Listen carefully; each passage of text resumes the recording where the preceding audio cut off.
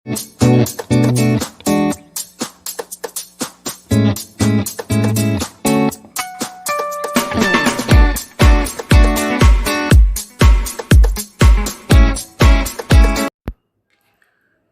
Science ફિઝિક્સમાં chapter number 12 એની થિયરીઓ આપણે complete કરી.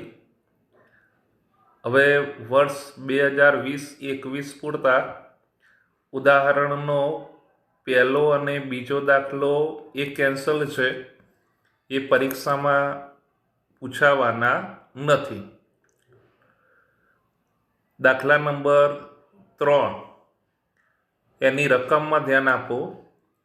પ્રાયોગિક રીતે એમ જણાયું છે કે હાઇડ્રોજન પરમાણુને પ્રોટોન અને ઇલેક્ટ્રોનમાં છૂટા પાડવા માટે 13.6 ઇલેક્ટ્રોન વોલ્ટ ઉર્જાની જરૂર છે.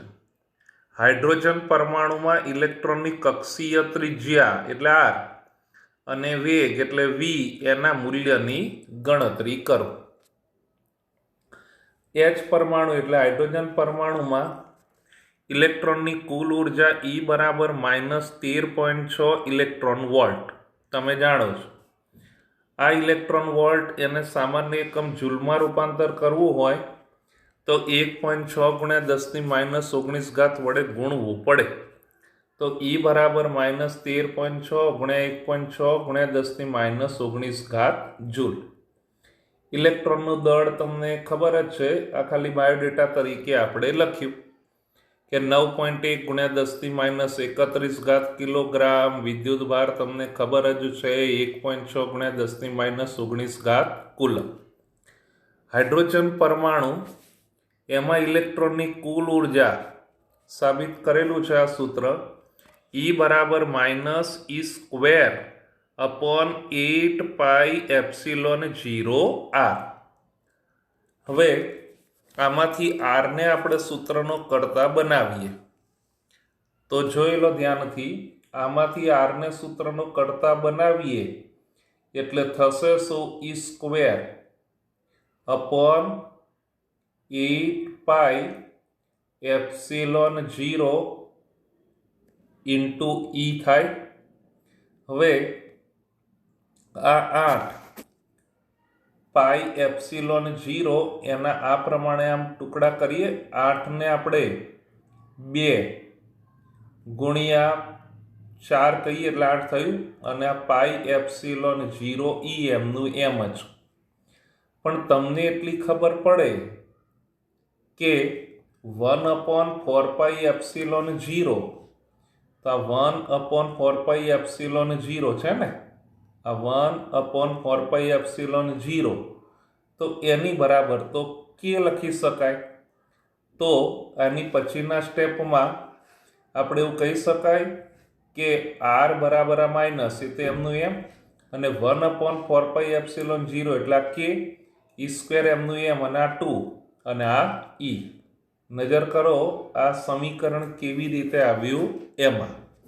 બરાબર, આમાંથી r ને સૂત્રનો કર્તા બનાવ્યો. 8 એના 2 ચોક 8 થયા, 1/4πε0 એટલે k થયું, એટલે ke² અપોન 2e આ પ્રમાણે મળે. સમજ પડી ગઈ? હવે આગળ તો r બરાબર k એટલે તો 9 ગુણ્યા 10⁹ પહેલા ચેપ્ટરમાં કુલમના નિયમને ધ્યાનમાં રાખીને. E એટલે 1.6 ગુણ્યા 10⁻19 એનો સ્ક્વેર અપોન 2, અને E એટલે આગળ આપણે તૈયાર જ છે -13.6 ગુણ્યા 1.6 ગુણ્યા 10⁻19. પડી ખબર?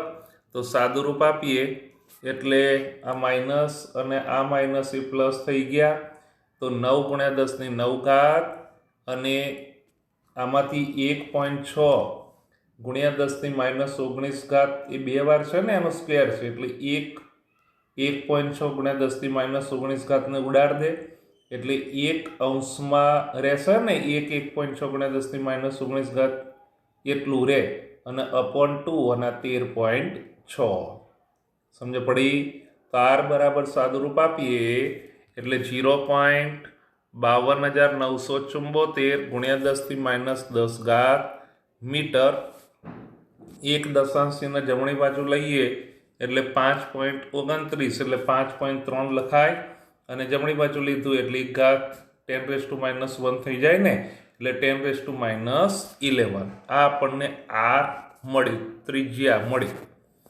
હવે આપણે જાણીએ છીએ કે ઇલેક્ટ્રોનની કુલ ઉર્જા બરાબર -k, એટલે કે E બરાબર -k. તો k બરાબર -e થયું એવું કહેવાય. આમ છે તો આમ થાય જ. તો k બરાબર તો 1/2mv² બરાબર -e. આમાંથી વેગ આપણે શોધવાનો છે, એટલે v ને ધીમે ધીમે સૂત્રનો કરતા બનાવવાનો થાય. તો v² બરાબર -2e/m. જોઈ લો, આમાંથી v² ના સૂત્રનો કરતા એટલે -2e/m. વર્ગમૂળ કરીએ તો v બરાબર √-2e/m.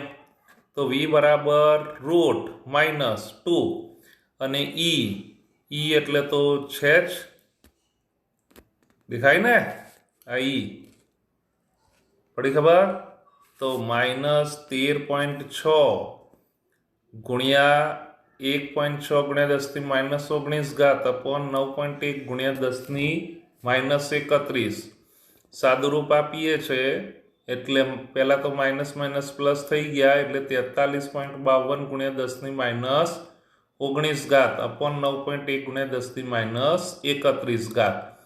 એટલે ભાગાકારને એ કરીએ એટલે 4.7824 ગુણ્યા 10⁻12. વર્ગમૂળમાંથી 12 કાઢીએ એટલે વર્ગમૂળ કરીએ એટલે 2.1868 ગુણ્યા 10⁻6, એટલે v બરાબર 2.2 ગુણ્યા 10⁻6 મીટર પ્રતિ સેકન્ડ. આવડી જાય. આ વેગ આપણને મળ્યો એવું કહેવાય. ક્લિયર? ઓકે. એની પછી ચોથો દાખલો ધ્યાન આપી લો.